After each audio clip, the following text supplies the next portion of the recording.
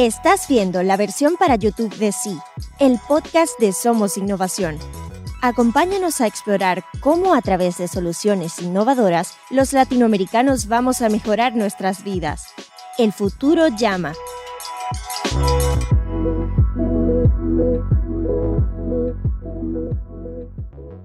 Hola, soy Federico Fernández. Bienvenidos a un nuevo episodio de Sí, el podcast de Somos Innovación. Hoy tenemos una invitada muy especial, la doctora Yana Leonova, con quien vamos a conversar acerca de la vida en los Emiratos Árabes, la tecnología blockchain y mucho más. Yana es de origen ruso y también cuenta con ciudadanía británica, posee un MBA y es doctora en Economía. Es además fundadora de la London Blockchain Foundation y responsable de la organización de la Future Innovation Summit en Dubái, de la cual vamos a hablar bastante y además creo que hay muy buenas noticias al respecto. En redes pueden encontrarla en LinkedIn, voy a dejar el link en la descripción del episodio. De ahora en más vamos a cambiar a inglés. Yana, welcome to See. Yes, thank you very much. It's a pleasure to have you. And well, before let's say starting, I mean, to kickstart our conversation, I wanted to ask you, what took you to the Emirates? What took you to Dubai?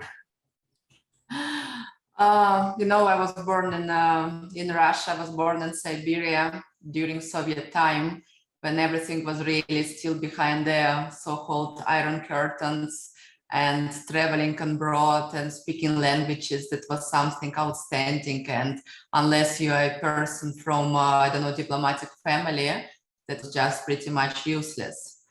But I don't know from how, but I always had a desire, and not even a desire, I had even kind of confirmation within myself that I will travel the world. I will see things beyond Soviet Union, beyond my city.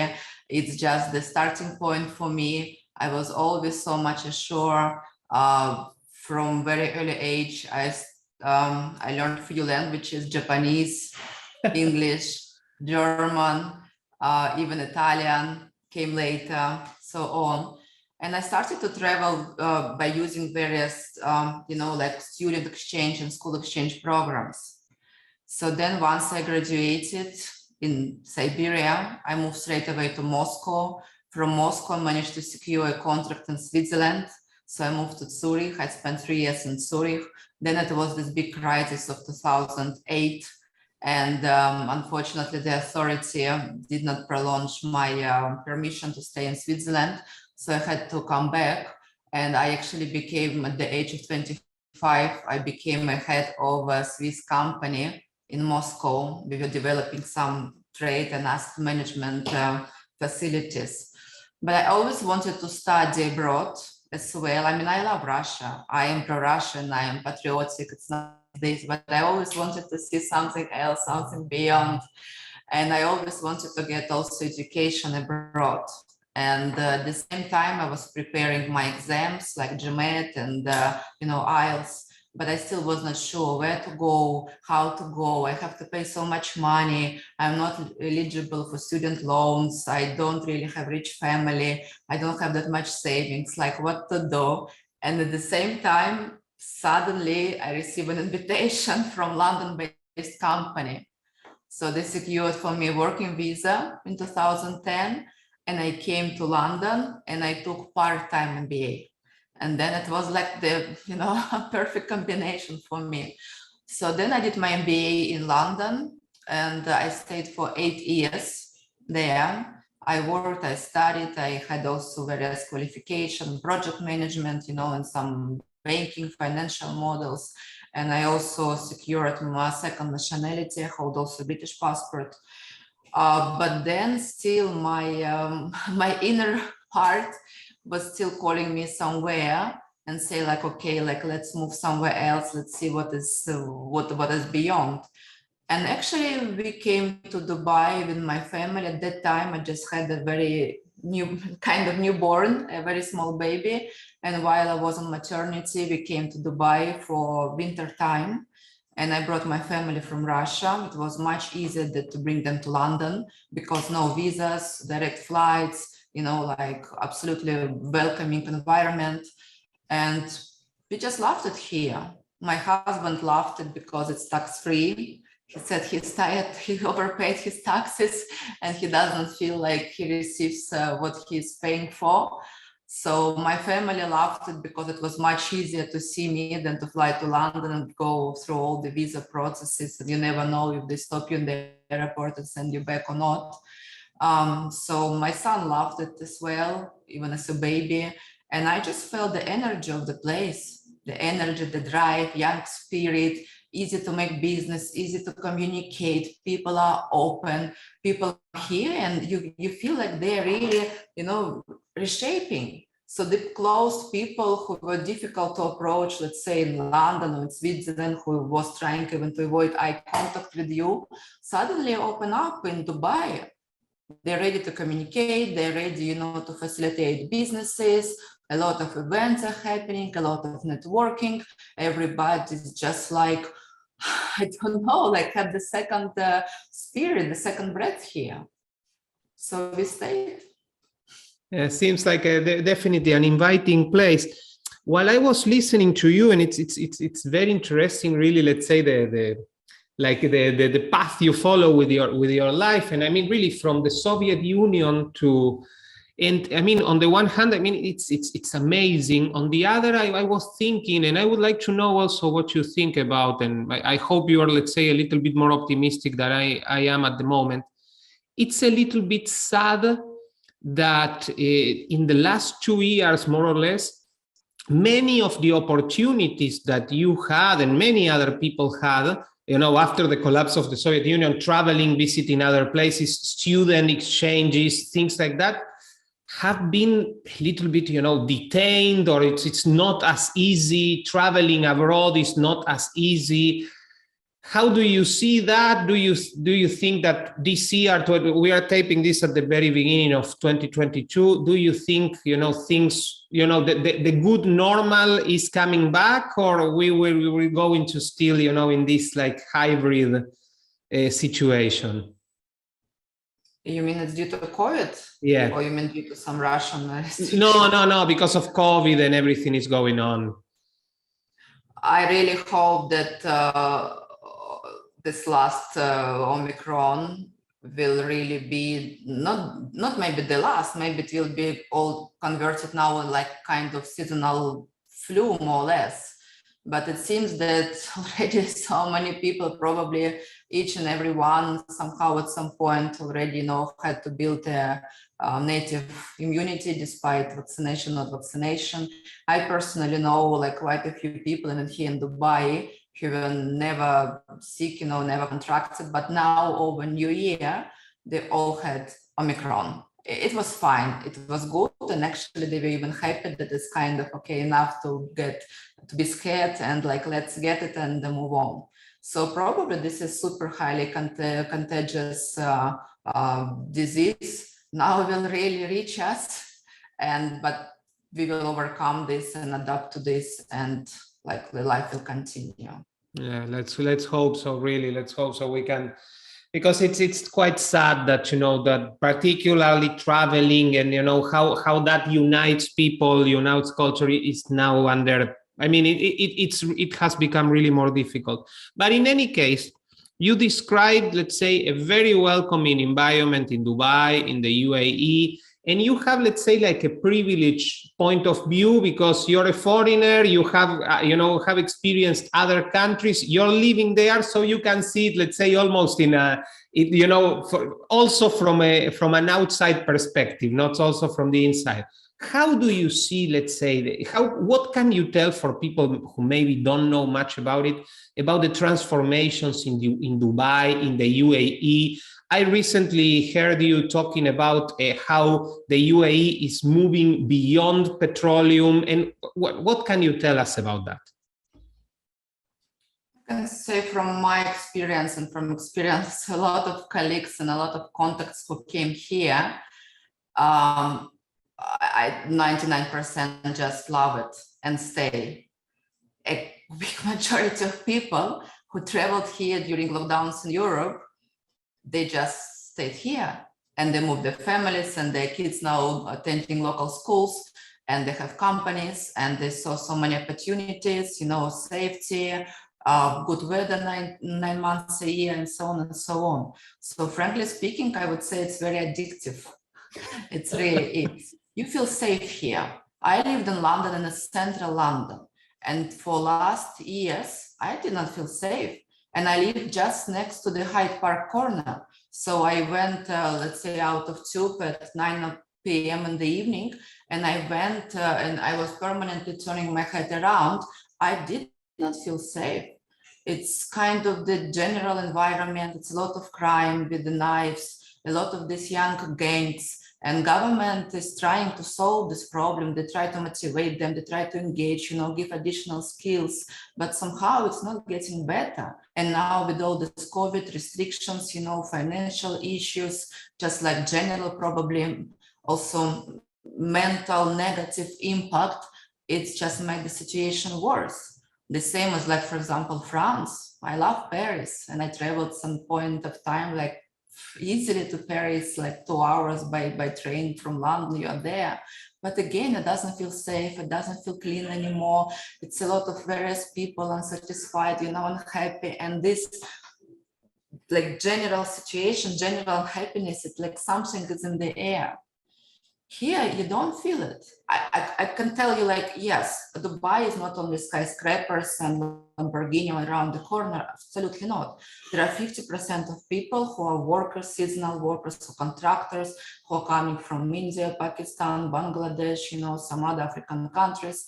And of course, they are unbanked, they live in this gated community. They go, like, the bus take them from houses to construction site and back, and they kind of isolated and behind the wall. That's true.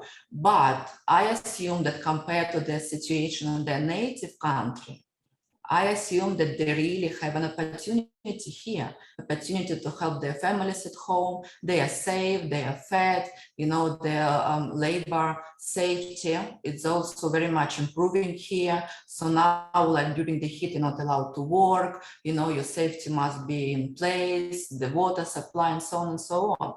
So everything is like relative. Because a lot of people criticize and say, yes, but look at the workers from Bangladesh, what are their life here? But look at their life maybe in Bangladesh itself. So, and then you think, like, if it's a, blessing for them or it's a disaster. So, and the UAE is a very young country. We just celebrated 50 years in December the 2nd, 1971. That was 6 Emirates were united, and later on one more Emirate was added. So now there are 7 Emirates. The biggest and the main one is Abu Dhabi. And if you look at the map, it's almost like 50% of the whole country. The most probably buzzword is Dubai. Everything what you think about the biggest, the tallest, the deepest, the most marvelous, it's actually happening here. And then we have Sharjah and Ras Al Khaimah, Al Quwain, and some other minor in terms of power, I would say, and in terms of size, also Emirates.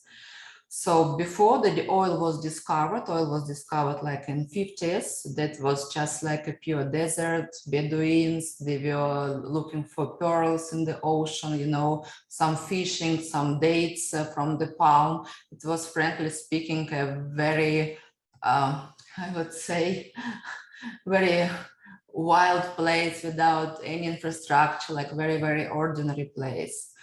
But when the oil was discovered, of course, the significant income was happening due to oil and gas, especially Abu Dhabi. Abu Dhabi has the most resources of all the oil and gas in the UAE.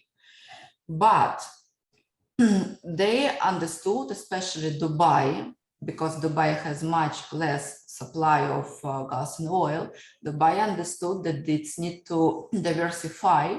And initially, they put all the attention and the strengths to developing tourism. It's developing, some attraction for tourists, like the big high skyscraper, this various park of amusements and so on and so on. But later on, they catch up also with other sectors, other industries, and so Abu Dhabi. So, for example, today the United Arab Emirates has transitioned into like really knowledge-based economy, diversified economy.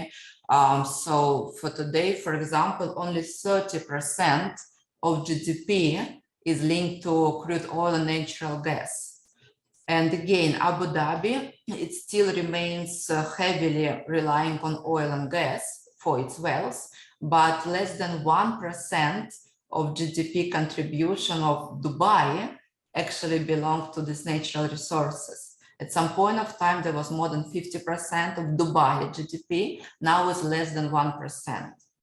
So Dubai is now just a well-recognized place for tourism, for entertainment, but as well for financial services, for insurance, for trade, for banking, and many other sectors. I even checked some statistics. So, for example, for the United Arab Emirates as the country, manufacturing contributes 12% to GDP, commerce and hotels 11%, government services 11%, real estate 9%, construction, transportation, finance, and insurance. So there are, like you see, quite a diverse portfolio of sectors now. But in general, they have the vision, it's called Vision 21, and they have national agenda when they say that they want to develop a competitive knowledge economy. And they even set up 12 key performance indicators for the government in order, to develop this. So for example, look at two airlines here, Emirates and Etihad. They are in top 20. Actually, Emirates is ranked even number 5 in the world. So, so to be named in the top 20, airlines must achieve a 7-star safety rating and demonstrate leadership and innovation and comfort of passengers. So both airlines, are really in the top list. And we talk about some airlines from Europe, from United States that were there for 50 years plus, if not more. Sport. A lot of sport facilities are developing now. Prince Hamdan, who is the Crown Prince of Dubai, he's very much into sport and promotion. We have Dubai Fitness 3030. It's 1 month in October. It's promoted that you need to do 30 minutes of sport, of any exercise, stretching, yoga, jogging, whatever you prefer, every day. So there are a lot of various sports schools, clubs, gyms. They have like an open days where you can come during this 1 month challenge and just try for free, join various groups and have it outdoor, have it indoor, various sport competitions and so on. So for example, UAE hosts many international competitions in cricket, in cycling, in swimming. Now they also built the biggest, the longest closed ski slope for international competition. It will be done probably like this or next year. So for example, International Cricket Council has headquartered here. They moved from London in 2005 and now they're headquartered in Dubai. And just recently, like in November, that was a big international competition in cricket and also in cricket and something else, but like really there's so many people, like especially from India and Pakistan. Education, again, a lot of universities, a lot of, I would say even cities filled with various universities and campus from the United States, from Oxford, from the UK in general, from Canada, from various countries are now built here. So 14 educational school systems are recognized: American, British, Swiss, Russian, Indian. So you can send your child to any system you prefer. So they will speak the native language plus English plus Arabic. So this will be a must. So in the end, it will be like let's say, at least three languages the child will have at school. Again, for example, when I lived in London, everybody spoke about tolerance, inclusion, and diversity, but it doesn't exist there. It's just like a word, and it has actually very little action and sense behind that. Here, it exists. Here, when we speak about tolerance, you have it. Like, there is no bullying at school. There is no like any issue that you're Indian or Russian or somebody else.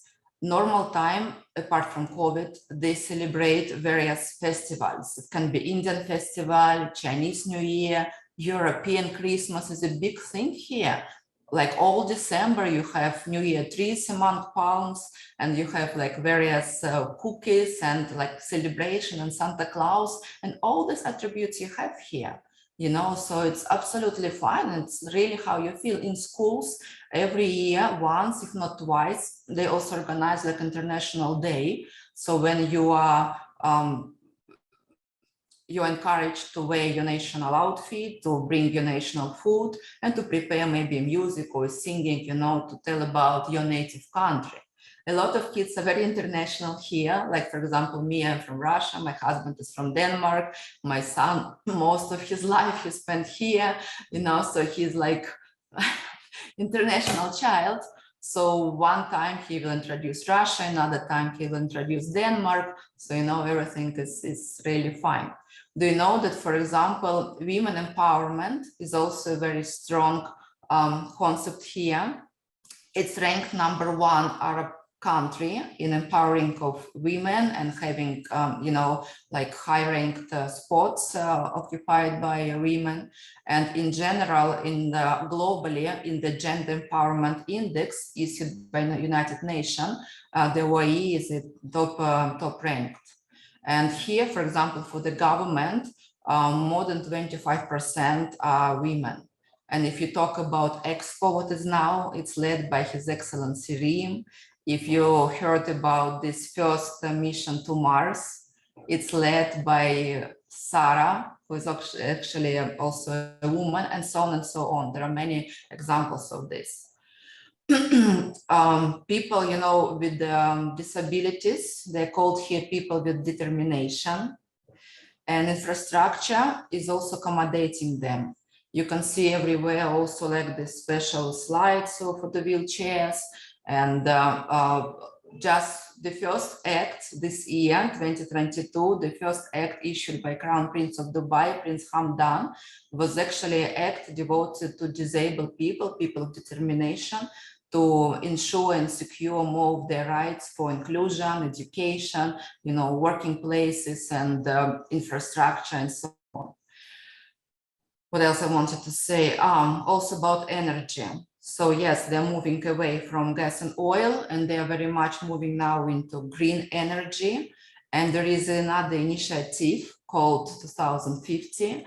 So Dubai targets to get 44% of energy from renewable sources, 38% from gas, 12% from clean fuels, and 6% from nuclear energy. They invest now a lot of money into solars. For example, there is a place called Mohammed bin Rashid Al Maktoum Solar Panel Park. So now they managed to get the first gigawatt of electricity from solar panels, but they're increasing this gradually from 1 to 3, and the aim is to get 5 gigawatts just from their solar energy. There are at least, I would say, more than 10 smart cities, sustainable cities as examples that focus a lot on sustainable energy. They use solar panels, they use, just some kind of facilities also for wind and so on and so on. So it started everything with Masdar. Masdar is a city in Abu Dhabi that was probably like 15 years ago. Now there is sustainable city of Dubai, sustainable city in Sharjah, and so on and so on. So it's everything you're telling me. It's really fascinating. Thank you for all the data. It was really a good way to see. And it's unbelievable. And it's very interesting what you mentioned also, that let's say sometimes I am sure that, like everywhere else in the world, there must be certain problems that have not been solved in the UAE, like everywhere else. But as you can see, it seems that it's a place that it's moving in the right direction. And eventually, for instance, if there are still, this is something that, it's mentioned several, many ways, the issue with seasonal workers and how the conditions of those people are. It's clear that those things are improving. Perhaps it's not paradise yet, but definitely everything in the country is improving, and the condition also of seasonal workers or of foreign workers is definitely going to improve as well. The next thing I would like to talk to you, Yana, is the following. I was taking a lot of notes while I was listening to you, and this is, let's say, like a very rough summary, but just, of very key points that you mentioned. You mentioned that, the UAE and Dubai are extremely safe. The rule of law is there. Taxation or lack of is very important. The openness. It's a knowledge-based economy. And of course, the access of culture and entertainment that you have there. These are the things, let's say, that a potential entrepreneur, a potential businessman or woman who wants to relocate there should take into consideration. And particularly, what you can tell us about the tax system in Dubai? Is it like foreign income is not taxed? How is it work exactly? How does it work exactly? There are no taxes apart from 5% VAT that was introduced like 2 years ago. 1st of January, I think 19. Yeah, what is it, 2 years ago? Yeah, 1st of January 19. And it was a little bit of a shock for everybody, because before that, the concept of tax didn't exist at all. There is no like Ministry of Taxation. There is no like really all this bunch of accountants. So nothing existed. Now there is 5% of VAT that you pay, and that's all. So for your foreign income abroad, that's not taxable here, then you have to speak to your authority. If you're American, I think you are just like in a trouble worldwide, but otherwise, yeah, it depends on your already local jurisdiction. No, that's, well, that's definitely, and there is, I mean, for locals as well, there is no like income tax or something like that? No, nothing. That's just definitely 2 years ago they introduced this concept. That's all. Yeah, I see. No, that's and also you pay VAT only if you do some certain turnover. It's also starting from some annual turnover that you will be obliged to pay VAT, and you just go register online, and that's all. I'm not sure what's the amount now. I think it's 200,000 something dirham. So what is like 50,000 euro, but I'm not sure. I heard this number at some point for services and for goods, what you sell here. I heard you referred to Dubai as the new Singapore. And I think, well, for everything you've been telling us, it totally makes sense. The question I would like to ask you is, do you think this model, what you are witnessing in the UAE, do you think it can be exported to other countries, to other jurisdictions, maybe some other small countries? Or let's say it's very much like particular to the reality of the Emirates, of the income that oil still generates? How do you see that? I think it's all really this transformation starts from leaders and from their vision.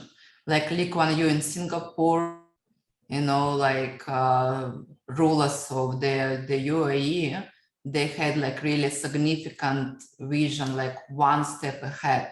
That, for example, Dubai Internet City was established in 1999.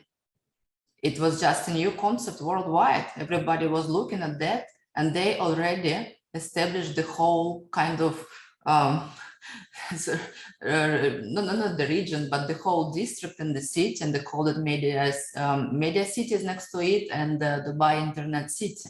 They were really one step ahead, in the most bold ideas. And what I know that when I read the book of Lee Kuan Yew, From the Third World to the First World, of course, it's an incredible book, how he described how he did it. I know that there was a lot of resistance of what he was doing. So, and he had to overcome it, use his, strong will and strong vision, and not to pay attention to some minor thing, put democracy aside and just move forward. I don't know how it was here, but current leaders, they have a lot of respect, a lot of trust. They are rich, powerful people, but they go, and meet people in the crowds. You can see them, they talk, they don't feel threatened, because it's, I don't know what it should be for someone, maybe really maniac, to hunt them. They are very much respected here, very much, authority, but not because of their military power and some, imprisonment possibility, but because of their personalities, because of their visions. So, and maybe sometimes when you have just one leader who is strong and who really leads you, without all these complications and million suggestions and, oppositions, like what's happening, let's say now in Europe, maybe this is really also the case to transform your country, put it on next level, because here you make a decision, it's one person makes a decision, implement. One person makes a decision, implement. Things are happening fast here. System is very adaptable, I would say. It's flexible, just from making a decision to implement, that just takes seconds here. Yeah, I understand indeed, and well, the example also of Singapore, it's unbelievable what they have achieved. And I mean, well, we have discussed in general of several things. Also, I've been hearing a lot, and well, I think you are in part also part of that. There's like a lot of like crypto developments in based in Dubai, based in the UAE. What else? Let's say what's the what are the biggest like hype sectors now in the UAE? What would you say is like the biggest things happening there right now? I would still talk more about in general digitalization of economy of country and usage of blockchain. That's very true, and it's very much promoted and established by the government itself. There are various initiatives again, like Emiratos blockchain strategy, Dubai blockchain strategy, there is blockchain council, and so they have a lot of initiatives and certain goals about this, and they will, like, for example, by the end of the year, 2021, Dubai became the first government in the world completely doing things digitally, paperless strategy, so-called. They plan to achieve it by the end of 2021, and they achieved.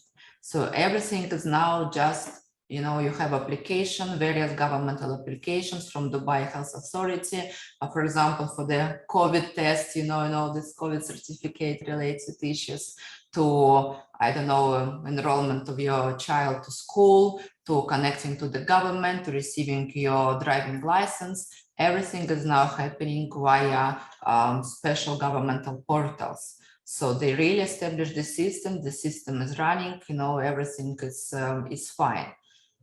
In general, I would say that now digital product, kind of this digital sector, also contributes about 6% to the GDP of their country. They also have the fourth industrial revolution, so-called, September 2017. They put this initiative again. Also, in 2017, they appointed the very first artificial intelligence minister in the world. The 27-year-old gentleman, Emirati gentleman, he became the first in the world, and I was searching on Google, I didn't find anyone else. So probably he's the first and the last currently, so they put a lot of now attention also to artificial intelligence and its further implementation. So it's a lot of things happening here. It's a lot of support. It's a lot of innovation hubs. In general, the ecosystem of innovation, I would say technology, blockchain, startups, it's developing fast here. You know, what is also good, like Dubai, Abu Dhabi, all other Emirates, they have like the mainland, what is kind of the main government, federal level or like city level, you know, is conducting, but they also have free zones. Free zones, they have a little bit of flexibility. They have a little bit their own, you know, concept and goals. Of course, there should be beneath like the main federal strategical initiatives, but still, you know, they can compete. It's like Switzerland, you know, with the various cantons, when you can really compete in terms of tax, of services, you know, of infrastructure, you can compete and it's kind of healthy competition. Here as well, especially in Dubai, I counted more than 22 free zones in Dubai, around Dubai, in general in the United Arab Emirates, more than 40. And they offer a little bit different services, different prices, you know, quality, infrastructure. Some, for example, free zones are targeting, for example, blockchain, like purely blockchain, and create all the ecosystem around this. Other zones, they're targeting, for example, tech, but more like fintech, like we have Dubai, DIFC, Dubai International Financial Center, and they have a hub. And this is more like a fintech and insurance tech hub, you know. So we have a Silicon Oasis here that is also like the place for a lot of startups and a lot of companies and tech, you know, business. We have this Dubai Internet City. It's also free zone, but there are like giants like Microsoft, Oracle, Facebook. So they're sitting there. So it's it really creates a great, healthier, competitive environment here. In Abu Dhabi, there is a big place. It's called Abu Dhabi Global Markets. It's actually like a very much leading in terms of technology, innovation, blockchain, digital assets in the whole region, not only in the country, but in the whole region. They were one of the first in 2018 to issue some legal framework around digital assets and to issue some licenses for companies in the digital assets and the crypto assets space. But mainland did not regulate it yet. So on the governmental, like really official governmental level, it's not regulated yet. This is like a little bit of a gray zone. But free zones, they take these initiatives, they take the steps on and try to set up some frameworks within their free zones. And they often collaborate, you know, with the already other established centers, like for example, DMCC free zone. They are in a collaboration with Zug. You know, Zug in Switzerland, one of the world-known crypto and blockchain center. So they have a MOU with them, and together jointly, you know, they develop the framework and adoptance of cryptocurrency here.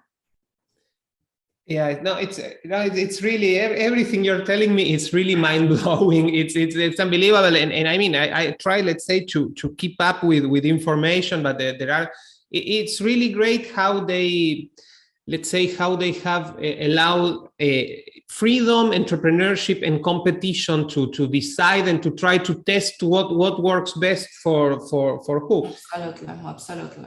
And about, you know, innovation, and you are very much involved with a very successful event that happened last year, and hopefully is going to happen again this year, which is the, sorry, I want to say the name. Future Innovation Summit. I'll leave on the description of the episode. I'm going to leave the link to that event. Yeah, what can you tell? Amazing. Tell us a little bit, you know, of what happened last year and what's going to happen next year. That's even more exciting. So I'm working in the private office of His Highness Sheikh Saker Al Qasimi. This is from the ruling family of Sharjah Emirate. Our small operational office sits in Dubai, And the main office with protocol team, lawyers, and all this, big people, they sit in charge itself. So the last October, that was our first edition, and now in May, we are preparing the second edition. So it's a rather big, I would say, summit. More than 1,000 people came last time, 1,300 people, more than we expected. We were actually oversubscribed, and we just had to close doors despite various banging and calling. It just was not allowed. It was still, COVID time, also with the restrictions and social distance and so on.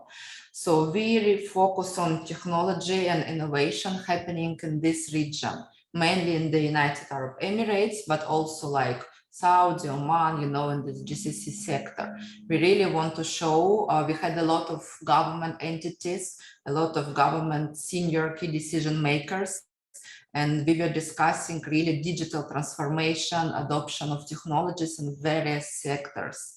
We discussed from education, and future of jobs, to logistics and smart cities, renewable energy and healthcare, and so on and so on. Post-COVID, especially how it impacted. So we 80%, I would say, we're really local people, either senior level people. We have international organizations such as United Nations, World Bank. So like really senior people to deliver information and the knowledge in very interesting discussions. And then we had selected companies, startups, also to show the relevant technology that could be implemented here. So this time in May, we want to focus on space, sustainability, and metaverse. Space is, I would say, in my opinion, is now a big topic. It's a big thing happening now in space. So for me, 1950s, 60s, there was like a really big competition between two superpowers, Soviet Union and United States. Soviet Union launched first Sputnik, we sent Dog, we sent Gagarin, then there was Tereshkova, like the first female. Americans managed to get first man on the moon. And they was just like breaking through technology. Suddenly we all really went into space and we could see it on our TVs. But from that time, nothing was really happening. It's just like, okay, this country picks up, another country picks up, okay, they send the astronaut, another one, but nothing really significant. And now suddenly we face again a dramatic, I would say, competition. Now we have private money coming like Bezos and Elon Musk and Richard Branson. The UAE, they sent their first astronaut 2 years ago. Now they selected one lady. She just recently, like a few days ago, she went to NASA for 2-year program. She will be the first Arab female going into space. So they sent 11 months ago, the country sent the first Sputnik to Mars. And within 27 minutes, this Sputnik went past 100 million kilometers and went to the orbit of Mars. And it's like nation number 5 in the world to send this Sputnik to Mars. So like 10 million people, country of 50-year-old, from pure looking, and taking care of camels, and now into Mars. And now they have also like a settlement. They have another initiative, colonization of Mars. And they searched for, headhunted like 500 best scientists worldwide. And now they are into the mission to put a first settlement on Mars. So it's a lot of things in agenda here, and we want to discuss again this thing. And everything should be sustainable. This is a necessity these days. It's not just a luxury world or just something to throw into the air. This should be sustainable. Even aviation, even space exploration. We need to lead it this way and to manage the level of sustainability. And there are a lot of technologies now that would allow us to do it by using green energy and sustainable fuel. And like SpaceX by Elon Musk, the idea is that the rocket will be going multiple times, not just like one time and, leave the space junk. And metaverse, if you know about, it's like I would say one of the latest concepts that is on the one hand very interesting and intriguing and giving opportunities, and on the other hand also a little bit scary, like who we are, will we be living in this world, or interactive world, avatar, me, how not to get lost between them, how to regulate what it is exactly, are there any legal consequences, if you offend someone, even the avatar, or if you trick someone, like it's a lot of things, a lot of potential, but also need to be discussed and put in a certain legal framework, I would say. You have a very interesting agenda, very, let's say, current topics. Definitely, all of them are let's say, things that need to be discussed. What's the date in May exactly? 12 May. Oh, lovely. Now it's a great time to be definitely in Dubai and be at discussing these issues. Before I let you go, and I mean, there are plenty of other things we could be discussing, but I committed to steal only 1 hour of your time, and we're getting dangerously close to that. Before that, and Yana, given your background, given your interests, given also your international perspective, what can you tell us about Russia, in the sense, and you're a Russian national, what in the sense, looking from the outside, Russia, it's still, and I may be completely wrong, it seems that it's still very much relying like in commodities, both, oil and agricultural commodities.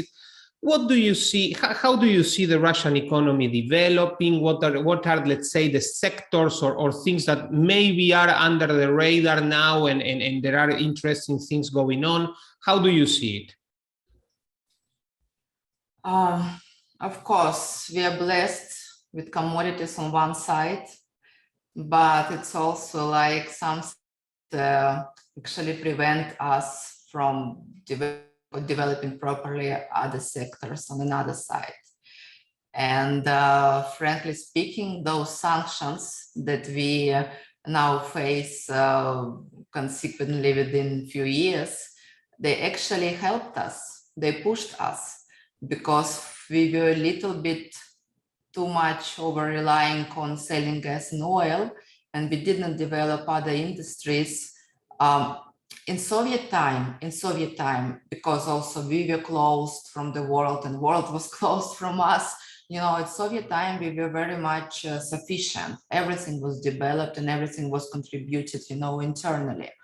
But after there was a difficult time made of 80s, perestroika, collapse of Soviet Union overnight, that really set up for us a gap of probably 20 years, when we were, instead of having like a proper transition period like the United Kingdom had now, with this Brexit, for us everything collapsed overnight. And we need to kind of, take care of this and just to reach our status quo like in 20 years, when the whole world already developed much further. We were just catching up, unfortunately. And then we relied on gas and oil, and then prices went up, and we did not, develop other sectors. So these sanctions that we are now having like in a row, one after another, is just created us other opportunities. And it helped us to develop. Our problem is that within last century, we experienced a lot of revolutions. We experienced a lot of various regimes. So we don't have stability and kind of security inside ourselves. We don't have a vision what is the next 50 years and 100 years, we don't know, because almost every generation experienced, something new and was building a new regime or was building something else. A lot of times bankrupted when population lost, all their savings for their lives and they never received it back. So the problem is that we have this little bit short vision, and some industries, they really require investment and vision of the many years before you build something significant, and we don't have it. So now this is only like the government that is now trying to put these visions and, and build. We built a lot of bridges, a lot of tunnels. We built such a great infrastructure in Soviet time that we use till now, from Baikonur, where all our spaceships go up, to all the tunnels and so on. And then for probably 40 years, nothing was really built. We just used the previous infrastructure. And now we're picking up, now we're updating, but yeah, unfortunately, it takes time, and also mentality change and the trust to your future, to your stability. That's what we need internally. And of course, the sanctions from abroad, this political, I would say, unsettlement also does not benefit us in this regard. But we have great minds. We have so many great engineers. They build cities worldwide, from Latin America, Cuba, Venezuela, to Egypt, to Africa at that time. We have a great IT minds, we have mathematicians, we are very strong on fundamental disciplines like physics, chemistry, biology, really fundamental. So we created, not created, but we issued now the first vaccine, Sputnik. But we did it only because we had a very strong school of vaccination since 50s. So for us, the Sputnik is just plug and play. It's not something completely new that we developed within 8 months. No, this is plug and play. Just, use another, another ingredient to renew the system.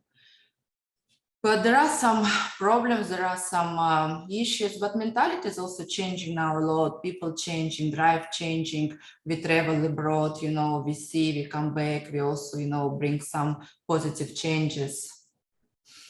Let's hope, those things. Let's say, in Latin America, many of the things you have described, we suffer very similar things in the sense, of course, agriculture for us is a great blessing, and by the way, and as you know, there are a lot of amazing innovations and how let's say production has grown and many things, and we are also in Argentina, my country, in other countries, we are quite blessed because of the soil and the weather and many things, but there have been also other things going on. But on the other hand, political instability, in many cases in Latin America, totally self-inflicted. It's not even, sanctions from abroad. It's just, it would say it's sanctions from within. And many other things have, hampered other sectors, other kind of development, long-term thinking, long-term investment. But well, let's hope, as you also mentioned at the end of your last reply, young people are starting to seeing things differently. There's a different way to approach the world, and I am very, very optimistic for the future. I think many great things are happening, and there are, let's say, way more reasons to be more optimistic than pessimistic in Latin America, in Russia, and in the rest of the world. Yana, it has been an absolute pleasure to talk to you. Thank you again very much for your time. I hope we can do this again soon, maybe after the summit in May. And now I'll switch to Spanish just to give farewell to our listeners. A todos los que nos escucharon, les agradecemos. No olviden suscribirse a través de cualquier plataforma que utilicen para escuchar podcasts, y nos encontramos en el próximo episodio de Sí, el podcast de Somos Innovación. Sí es el podcast de Somos Innovación. Visita somosinnovación.lat para suscribirte. Y no olvides compartir este episodio a través de tus redes. Thank you.